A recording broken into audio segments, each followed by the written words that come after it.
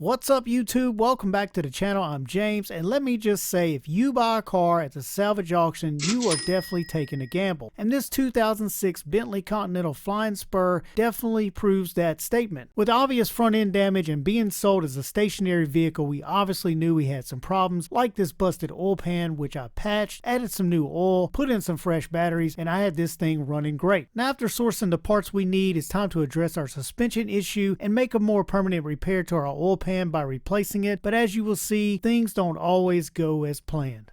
So with those parts, we can get right to work, and we're going to start right here on the left front. And I've already determined that we do have a bad air strut, hence the reason why we bought one, and you can't see in there, but it is damaged, and that's why the front suspension is down on the ground. And we need to get that squared away so we can get more clearance for our oil pan, because as you can see, we really don't have a lot of room. So now all we need to do is go ahead and start working on this left front suspension. We need to pop the hood. We've got some bolts up there we need to remove. Of course, we need to remove the wheel. We can pull that strut right out.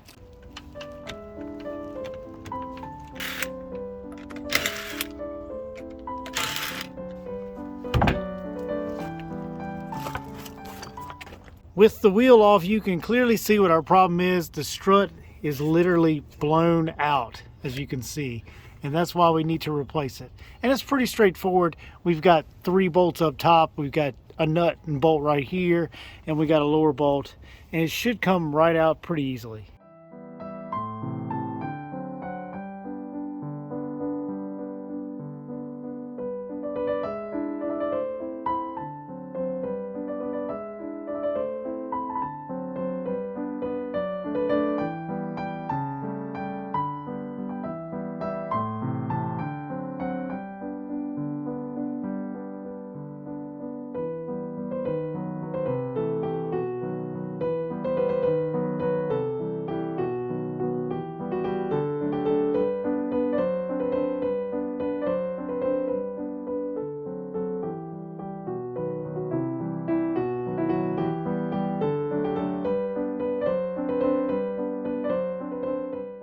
Now that we've got our replacement strut on and we still have the jack underneath the car to kind of hold the body up, we're going to get inside and we're going to hit the key and see if this thing will air up. Let's get the key in.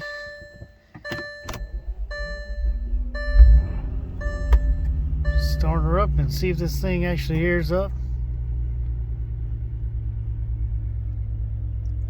Sounds like the compressor is running.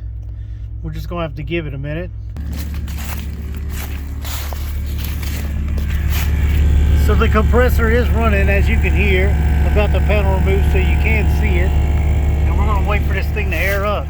As you can see, the gap is growing and growing, so that means that our air suspension is definitely working. Now it's trying to level out. And if you look over here on the other side, you can see that I do still have it blocked up. But you can also see that this strut is actually raised up. So now we know that the front end air suspension is working like it should. So I've managed to move this thing forward so we could get the air suspension to level itself out. And as you can see, it looks pretty good.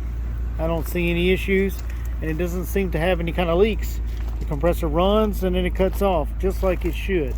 And we obviously do know that it moves under its own power. As you can see, I've pulled it forward about 10 feet.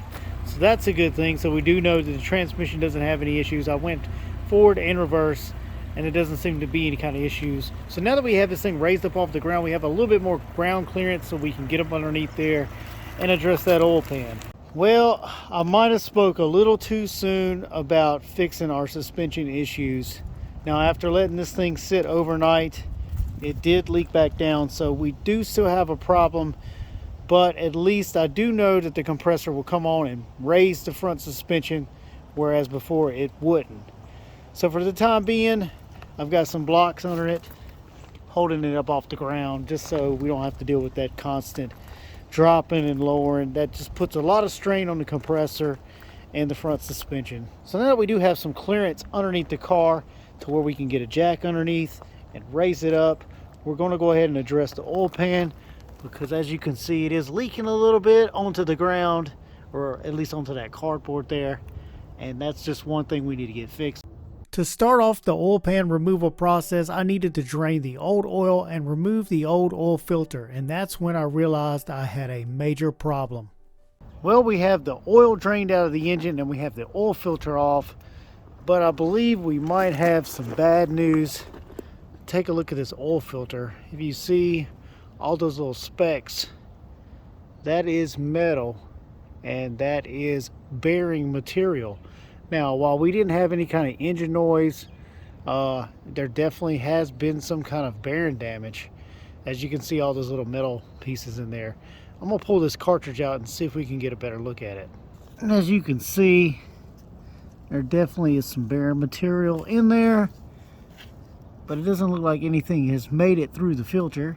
So this is definitely not good. That means that somebody has definitely ran this engine without oil. And it is a possibility, you know, that when they wrecked the car, that the oil dumped out on the ground and the engine kept running and they shut it off. But we don't have any kind of engine noise. But as you can see, we definitely do have metal in the oil. Now, after seeing this oil filter, I'm definitely curious to what's going on the inside of the engine. And we're just going to have to check that out once we get the oil pan off of the car.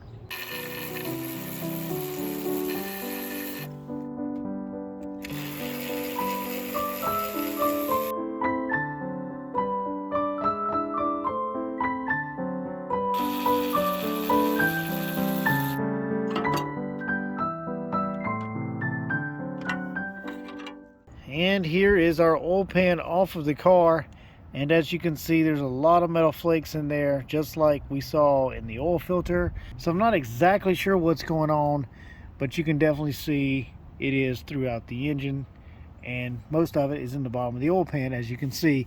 And another thing I noticed here, if you look at this is actually the conduit that goes on some of the wiring. So I don't know exactly what's happened there, but it seems like at some point some of that's gotten down into the engine. Looking up into the engine, you can see that it is very clean. There's no buildup, no gunk, and believe it or not, there are actually no metal flakes. I think most of that was confined to the oil pan and the oil filter. Now we got our new oil pan all cleaned up, ready to go on the car. Now this thing did not have a gasket from the factory.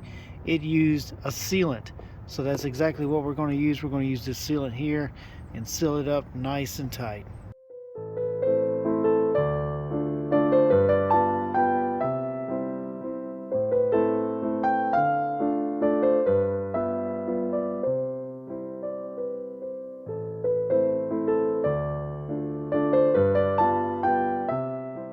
As you can see, it's not the prettiest job, but it will work. This is a machine surface, and so is the upper oil pan, so it'll seal up nice and tight.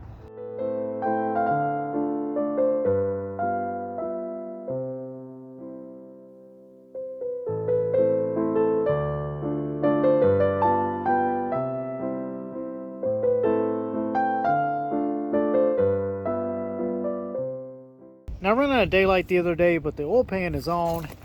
You can take a look right there. It's all torqued down and sealed, and I've put fresh oil back into the engine, but we have a problem.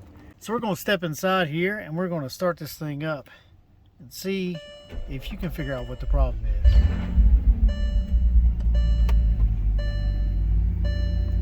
is. So now the engine is running, and besides that annoying ding, it's pretty quiet. So we're going to give it a little bit of gas. There's a little bit of rattle right around 2,000 RPMs. Between 2 and 2,500 there's a rattle. That's not a good sign. Now looking underneath the hood here, the engine's running just like it should. It sounds like it should. It's not making any kind of weird noises just at idle. I mean, you can hear the injectors, but that's normal. Even underneath the car, there's no rattling, there's no knocking or anything like that. Everything sounds completely normal at idle. Now the rattle that I heard is definitely coming from the bottom end. It's definitely coming from the bottom end, and it sounds like a rod knock. It's definitely not any kind of ticking or anything up on the top end of the engine. And that is not a good sign, because that means that this engine is bad. You can't fix it. You know, if it's got a rod bearing bad, can't fix it. You gotta replace the engine.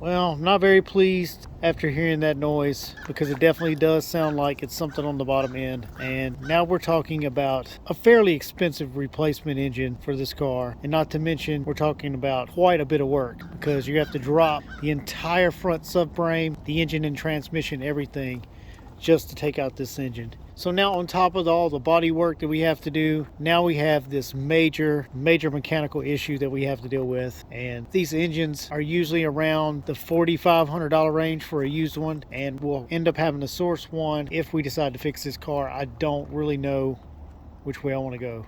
Well guys, I've done a lot of thinking, in between parts, labor, time, parts availability, I'm going to have to do something that I normally wouldn't do.